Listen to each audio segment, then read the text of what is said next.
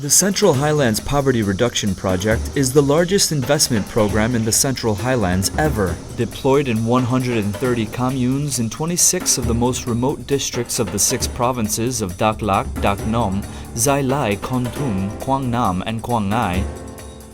The poor communes of the project area have high concentrations of ethnic minority groups.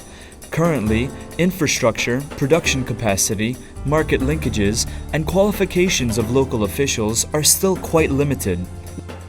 With a total investment of up to $165 million, of which the loan from the World Bank is $150 million, and the counterpart fund from the Vietnamese government is $15 million, the objective of the Central Highlands Poverty Reduction Project is to enhance living standards for poor households through livelihood opportunity improvement for poor communes in the project area.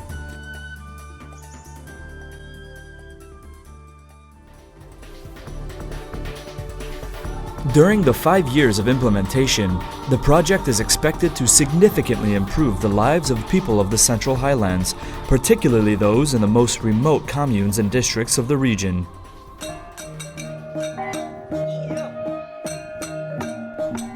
The project consists of 4 main components. Each component focuses on specific activities and tasks.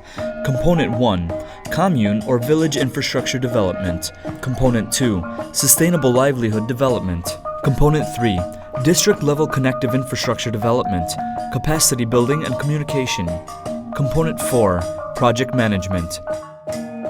Component 1, Commune or Village Infrastructure Development. Currently, in the project area, necessities for daily life and production such as fresh water, schools, health stations, village internal roads, internal commune roads, and canal systems are still insufficient, causing a huge obstacle for the economic development of the region and the people.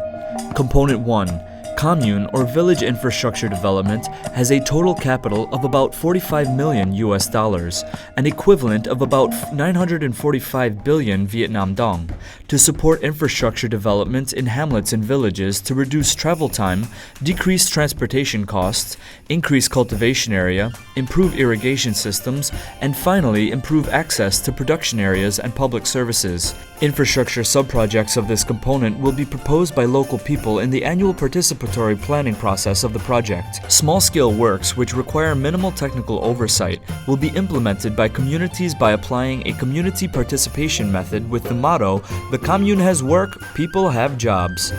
10% of the total capital in Component 1 will be used for operation and maintenance activities of infrastructure projects in communes, villages, and hamlets by self-management groups. Component 2, Sustainable Livelihood Development. Over generations, the people of the Central Highlands have subsisted almost entirely on nature, using accumulated experience from generation to generation without consideration of agricultural techniques to increase food production. Therefore, they have missed many opportunities for improving their economic development and life sustainability, which leaves many in a precarious position. Component 2, Sustainable Livelihood Development, has a total capital investment of about $30.24 million, or the equivalent of approximately 635 billion Vietnam dong. This investment is to support food security and nutrition, as well as promote livelihood diversification and market linkages to generate sustainable incomes. This component is designed with the principle of community-oriented development, which gives beneficiaries the power to consider and select the best work for themselves. To get support from the project, participants will establish livelihood enhancement groups, called LEGs, based on the voluntary participation of member households. Each group will consist of 10 to 20 households. There are 3 main types of legs: food security and nutrition, livelihood diversification, and market linkages. The following illustrate how these legs will work. Story 1. This little house has 6 members of Habia's family.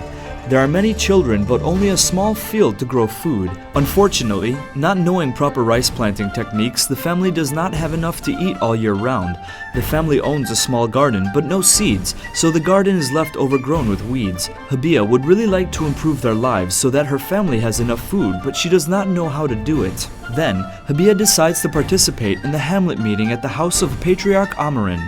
They are introduced to the Central Highlands Poverty Reduction Project, where Habia decides to join the leg of rice cultivation with a dozen other women in the same hamlet. Participating in the rice cultivation leg, Habia and other members are trained on how to make a rice production plan, calculating how much seed, fertilizer, water, and other things are needed to be successful. After many meetings are held to reach a final agreement, and after the rice cultivation sub-project is approved, the group is supported with seeds and other materials. Particularly, they will have hands-on instructions on proper rice cultivation techniques, guiding them on how to use fertilizer, remove weeds, and harvest efficiently.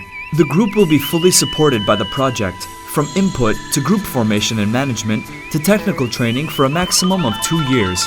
From the 3rd year on, the project will only provide technical support, so the group maintains autonomy and awareness of their activities.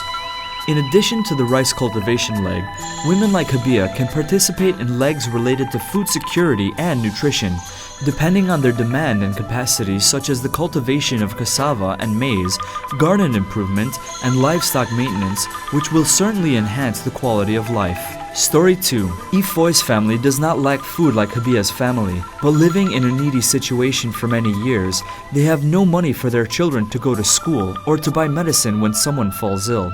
The family has several coffee fields, but cannot afford to buy good seed. Inefficient tending of the fields causes pests to stunt the coffee trees, yielding poor harvests. After harvest time, they do not know where else to sell but to traders purchasing at a low price. In spite of owning and cultivating a field, their lives are still very difficult.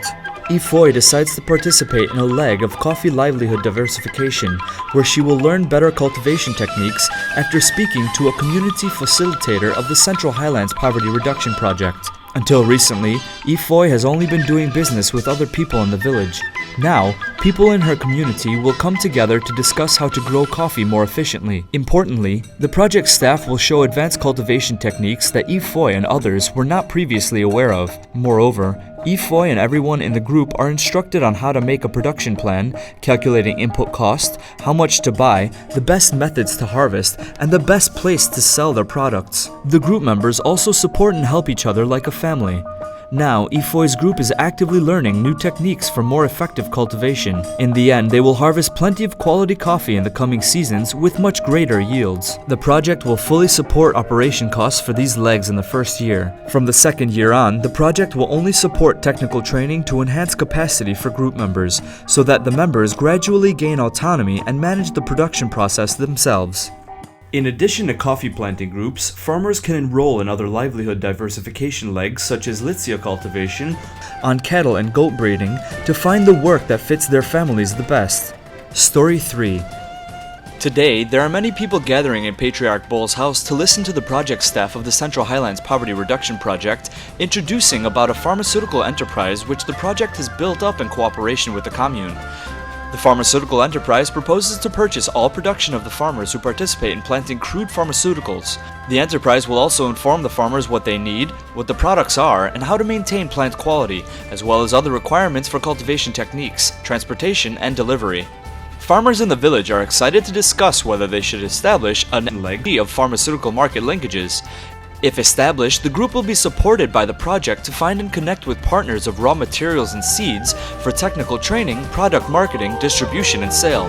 Thereby, farmers will be guided from the production stage to the product sale in accordance with market rules. The project also supports market connection groups by introducing products through trade fairs, workshops, and activities of other trade promotions.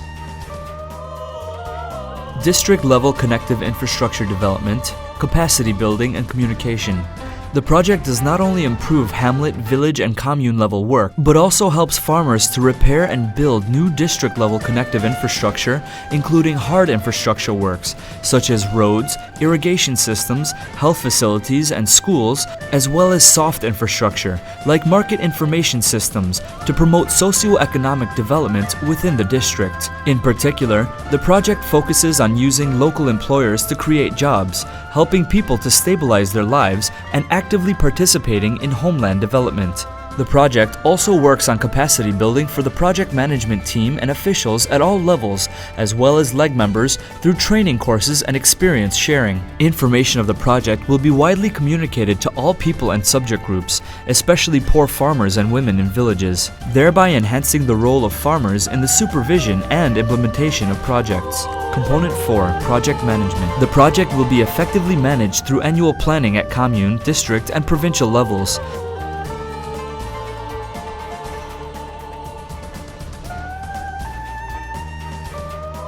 Management Information Systems, or MIS, will be used to support project supervision, evaluation, and receive feedback from people. Farmers will be directly involved in supervision during project implementation for their community's benefit.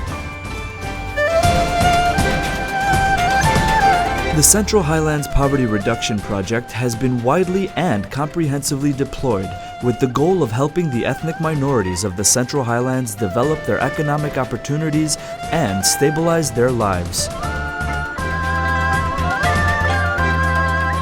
The Central Highlands has a great potential for development, and the people of the region deserve strong growth. Giving opportunities to the ethnic minorities of the Central Highlands is the most practical and effective method to lift them out of poverty. The farmers have to unite to participate in the project to build a new life for a future without poverty, where they live in prosperity and happiness.